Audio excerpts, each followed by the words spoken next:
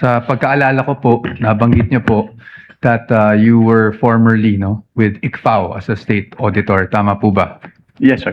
And you are a certified public accountant. Tama po ba? Yes, sir. You're also a lawyer, correct? Yes, sir. You passed the bar in 2022. 2023 po. 2023. Okay, I stand corrected. And Mr. Wamil, you also testified yesterday during your direct examination that you were part of the team that audited the OVP and DepEd confidential funds. Is that correct? Hindi po team kasi ako lang po yung nag-evaluate ng documents. Ikaw mismo, basically nag-evaluate ng documents. Tama po ba? Yes po, sir. Okay, just so maintindihan lang namin how ICFAO conducts its audit.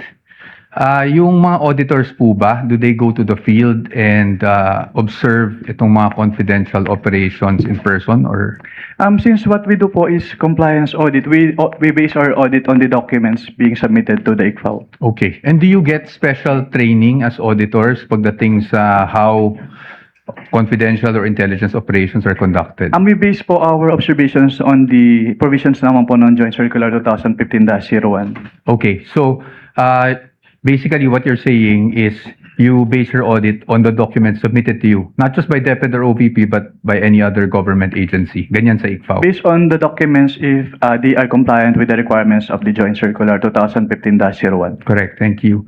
So, pagdating po dun sa mga dokumento na natatanggap nyo from OVP and DepEd, binabasa nyo po to isa-isa, no? Lahat ng attachments? Hindi po ako yung nag-receive noon. Meron po kaming receiving staff po. Pero kayo po, in your evaluation, do you go through the documents one by one? Yes po. I evaluate po if they are compliant with the requirements of the Joint Circular. Okay. Now, when you evaluated these documents, nakita niyo po ba doon kung sino ang nag-approve ng grant ng confidential funds for OVP for the fourth quarter of 2022? Nakita ko po dun sa disbursement voucher po na si Asek Limuel G. Ortonio po. No, I mean the grant. Kasi wala po sa GAA yung OVP confidential funds for 2022 eh. So nakita niyo po ba kung sino ang nag-approve ng grant para sa fourth quarter 2022 confidential funds? Based on the documents submitted, si Office of the President po yung nag-approve. That's correct. Opo, Office of the President. Pagdating naman po sa OVP 2023 confidential funds, yun po ay nasa General Appropriations Act. Do you confirm that? Yes po. And pagdating naman po sa DepEd 2023 confidential funds, nasa General Appropriations Act din po. Tama po ba? Yes po. And as a lawyer, you would know that the GAA is enacted by Congress. Tama po ba? That's correct. Now, yesterday, naalala ko po, natanong kayo doon sa time nyo sa ICFAO kung ilang vice president ang na-audit nyo pagdating sa confidential funds. Alala nyo po yon? Yes po, sir. At ang sagot nyo po ay isa lang, si Vice President Sara Duterte, the respondent in this case. Tama po ba? Yes po. Tapos Since I assumed in ICFAO in 2014. Since you assumed in September 2014? Yes po, sir. Tama po. And you were asked, bakit si Vice President lang? Naalala niyo yung tanong na yun? Yes po. At ang sagot niyo po, kasi since you assumed siya lang po ang Vice President na nagkaroon ng appropriations for confidential funds. Tama po ba? Yes po. Since September 2014 po na nag-assume ako. Apo. Now, I'm showing you a document. If I may approach the witness, Your Honor. Counsel may approach.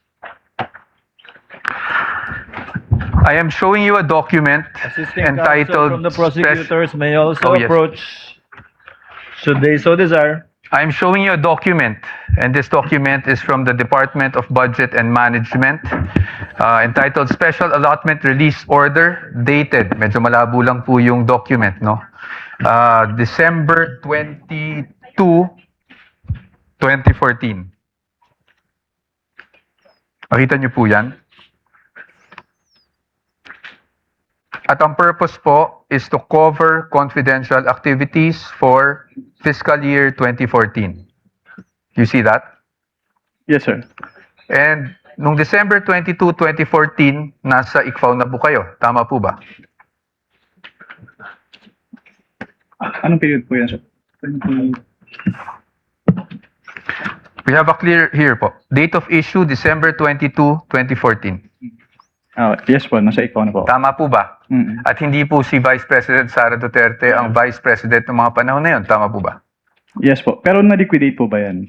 That's the question. That's the question to ICFAO actually because yun po yung, ang pinapakita ko lang sa inyo is nagkaroon po ng confidential funds ang Office of the Vice President noong 2014 issued December 22, 2014. Based on that document po, Meron. Meron. You confirm. But that's okay, no? Because maybe you were just not aware yesterday when you were asked the question. I just wanted to put that on record because marami na rin pong lumalabas sa social media na si Vice President Sara Duterte lang ang Vice President na nagkaroon ng confidential funds. But you confirm that, sir. Your Honors, just a manifestation, this has not been pre-marked. We just came upon this document yesterday after the statements were made. So upon the agreement made during pre-trial, we request that this be marked as exhibit for the defense D-1-167-DE. -OVP. Let it be so marked. Thank you, Your Honors. Provisional only, Your Honor.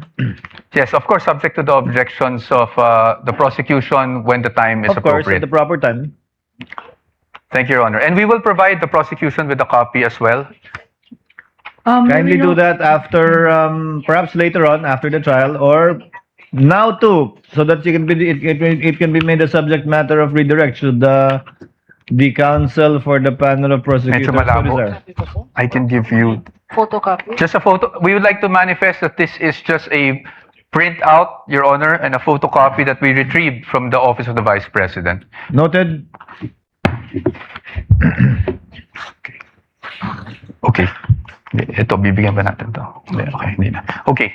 Anyway, Mr. Witness, nung pinag-aaralan ko yung nature ng confidential funds,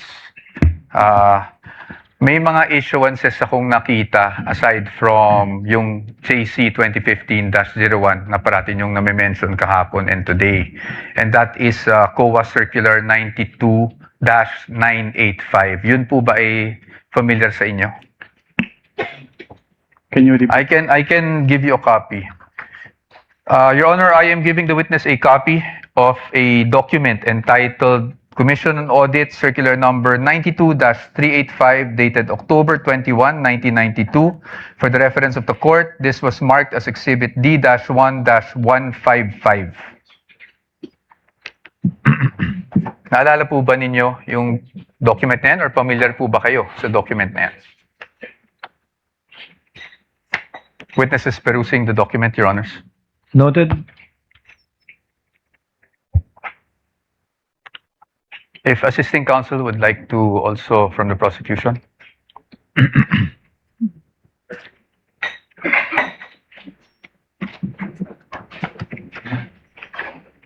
Witness will please answer. Are you, Are you familiar familiar? with that document? I am not familiar po with that document. Okay. That's okay. Meron lang po ditong whereas clauses. I won't ask you about the entire document anyway. Meron lang po ditong whereas clauses on the first page. Can you see that, Mr. Witness? Whereas clauses. I would just want you to read the fourth whereas clause. Ito pa. Ma'am, you want to come here so you'd have a better view. Just the fourth whereas clause. Can you please read that out loud for the record? Attorney Kapunan, it's also flashed on the screen. Para mahirap. Whereas these intelligence and confidential activities by their very nature are highly sensitive and confidential operations or missions, the details of which cannot be divulged without posing a threat to national security or to the success of the mission. Can you please read the next whereas as well? Thank you. Whereas, as now being required, the submission of receipts, bills, or commercial invoices in support of disbursements from this fund or rental or of safe houses, purchase of meals or supplies, and other expenses may create a leak of information that may threaten the confidentiality of the intelligence operations, endanger the lives and the safety of the agents and employees of the government agencies, and result to a failure of the mission. And just the next two whereas clauses na lang po para hindi na po tayo humaba. Whereas in many instances, it is impractical and sometimes impossible to obtain such receipts, bills, or commercial invoices during intelligence operations. whereas by its very nature, the use of confidential and/or intelligence and/or confidential funds requires an approach allowing more flexibility in intelligence operations. Thank you, Mr. Witness.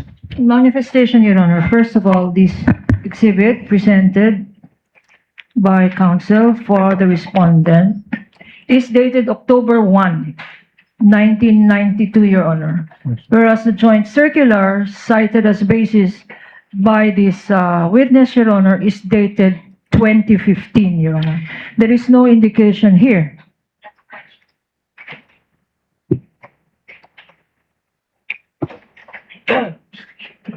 Okay. There is an indication here, Your Honor, that all issuances Joint circular, inconsistent repealing clause. herewith are hereby amended or revoked accordingly. Similar provision, Your Honor, by way of manifestation. The joint circular. Can you see? Is likewise Your Honor, mentioned in the Joint Circular 2015. Observation for the record that 2015 supersedes this circular cited by counsel for respondent, which is dated 1992, Your Honor. For the record. Noted. Thank you, Your Honor. Proceed. But again, we'd like just a counter manifestation that the repealing clause under JC 2015-01 states, and I quote, all circulars, memoranda, rules, regulations, and other issuance inconsistent herewith are deemed repealed and superseded accordingly. So the repealing clause in 2015-1 did not specify COA Circular 92-8985. Precisely our point, Your Honor. Your Honor, please counter manifestation. Of course, counsel.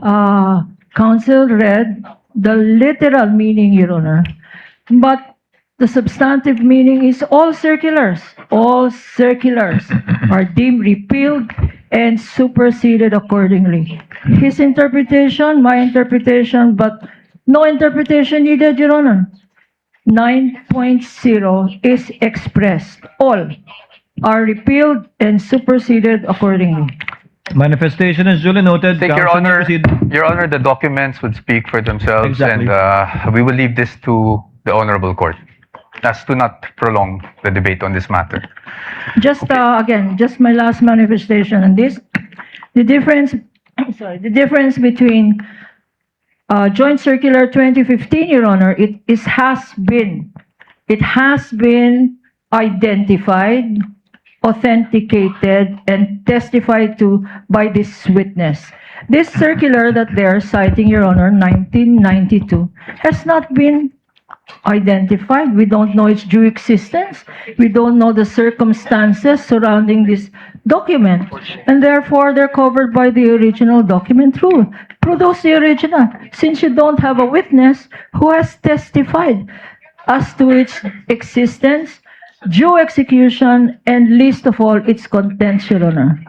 And we are stating that this should be clearly in the records of this proceedings, Your Honor. Noted without prejudice to respondent presenting during their evidence in chief the original copy of the document and someone testifying thereto. We submit, Your Honor.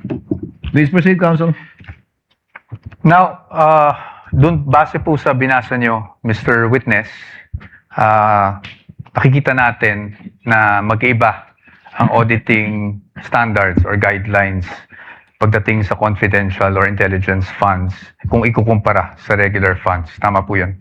Well, based on the Joint Circular 2015-01, magkaiba po yung treatment between confidential fund and intelligence fund. Opo. At base rin po doon, sa binasa nyo, ang kadalasan nangyayari pag resibo o invoices ay maaring maging impractical kung yun ang i-require. Tama po ba?